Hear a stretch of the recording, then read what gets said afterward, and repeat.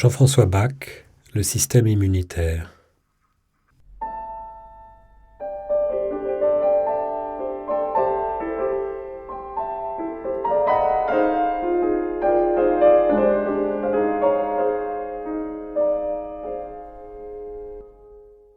Le système immunitaire existe dans l'évolution depuis très très longtemps. Néanmoins, c'est chez l'homme qu'il est le plus développé, je dirais le plus raffiné.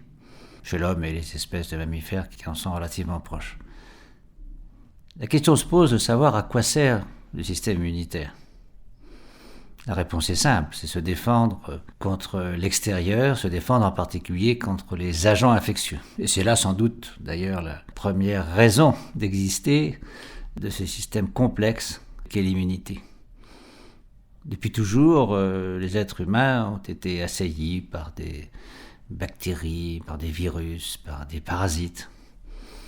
Et il y a eu des épidémies terribles. Mais l'espèce en est sortie. On a toujours un peu peur que de nouvelles épidémies arrivent et des effets encore plus dévastateurs. On a eu cette peur au moment du sida. Il se trouve qu'il y a eu, bien sûr, des pertes très importantes au niveau des populations, mais globalement, la population a pu se débarrasser des épidémies. La question se pose d'ailleurs de savoir si ceux qui ont survécu à ces épidémies n'étaient pas les mieux préparés. Est-ce qu'il n'y a pas là déjà un élément de sélection naturelle par rapport aux agents infectieux ? Mais en tout état de cause, nous avons un système immunitaire qui nous permet de nous défendre contre les infections. Alors ce système immunitaire, il est mis en marche dans des conditions très variées. Parce que les infections, il y a les grandes infections, la peste et le choléra, si on se réfère aux épidémies, mais il y a les infections de tous les jours, la grippe, le rhume, toutes les infections qu'on peut contracter ici ou là. Il y a même des infections encore plus banales, c'est l'exposition d'un individu à des bactéries présentes dans l'environnement immédiat, le problème qu'on peut avoir après avoir été blessé ou que sais-je.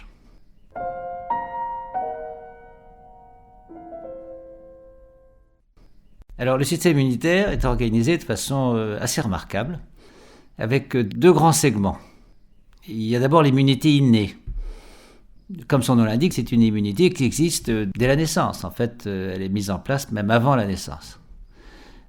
Cette immunité innée, elle permet de reconnaître des agents infectieux, les bactéries par exemple, ou des virus, indépendamment de toute sensibilisation préalable. Autrement dit, la première fois que le sujet est exposé à ces agents infectieux, eh bien, son système immunitaire les reconnaît et arrive à les éliminer dans une large mesure. C'est grâce à ça que lorsque on est confronté à des agents infectieux après avoir, je ne sais pas, bu de l'eau un peu contaminée ou qu'on est touché ses yeux, sa cornée avec le doigt qui n'est pas toujours propre, on n'a pas d'infection oculaire. Ce sont des choses relativement simples et qui sont très importantes. S'il n'y avait pas cette immunité innée, il y aurait de gros problèmes. Et d'ailleurs, on le sait de façon pratiquement expérimentale, car il existe des déficits immunitaires héréditaires qui portent sur telle ou telle fonction du système immunitaire pour sa partie innée. Et on sait que ces déficits entraînent des infections relativement graves, beaucoup plus graves que les infections banales dont je parlais. Donc cette immunité innée, elle est très importante.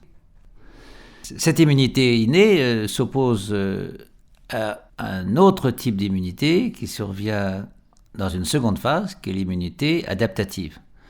Alors, c'est un terme un peu compliqué peut-être, même s'il paraît simple dans son énoncé.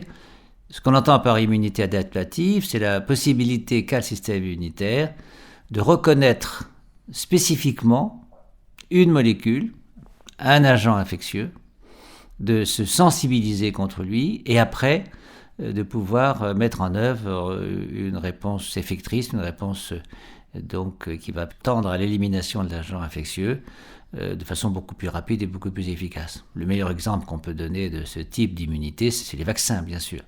Un vaccin consiste très simplement à sensibiliser un sujet normal contre une bactérie ou un virus ou un élément de cette bactérie ou de ce virus, ce qui conduit à l'induction d'une réponse immunitaire contre cet agent infectieux. Et puis, le jour où Nous espérons que vous avez apprécié cet aperçu.